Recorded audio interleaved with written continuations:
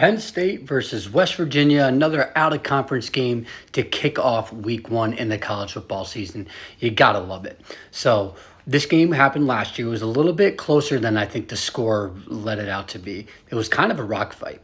But this year, now we got Penn State and West Virginia facing off again. Neil Brown pretty much saved his job last year coming off of a 9-win season. And they got a lot to look forward to, I think, again this year. They bring back Garrett Green, who was solid really last year. It was a dual threat quarterback, was able to make his plays with his legs and with his arms, scrambling quarterback. I think he'll be solid again this year. And they bring back a two running back room in Jaheim White and C.J. Donaldson, who were great for them last year. Now they have to replace a lot of talent on the offensive line, but I think they feel pretty confident in the replacements. Now the wide receiver room is still a bit questionable, but I think they'll likely focus more on the run with Garrett Green, back there along with C.J. Donaldson and Jaheim White, for them to make some plays. So I think the run game is going to be where they're really going to be focusing on. On the defensive side of the ball, they're going to have to make some improvements as well. We'll see how they fare, especially against this Penn State offense. So I think Penn State this year, this is the year that they have been circling for a while now. They have Nick Singleton and Katron Allen coming back. They have the second year of Drew Aller, and they're bringing in Andy Kotelnicki to run the offense.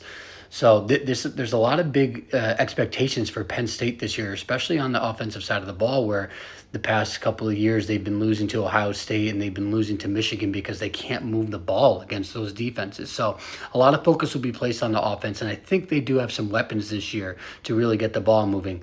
They do lose a little bit on the offensive line. They have to replace 3 NFL players on their line, but I think their OL will be pretty solid. The receiver room is always going to be a question for them. I think they're going to have to rely on Julian Fleming and Harrison Wallace to be breakout seasons, and hopefully that Drew Aller can really take that next step, enhance his game in the passing game. And on defense, they're bringing in Tom Allen to run the unit. Manny Diaz is off to coach Duke. But I think they'll be solid again this year. They got Abdul Carter coming back. They have some of the secondary coming back. Obviously, they lose Kalen King. But I think overall they'll be a top unit in the Big Ten.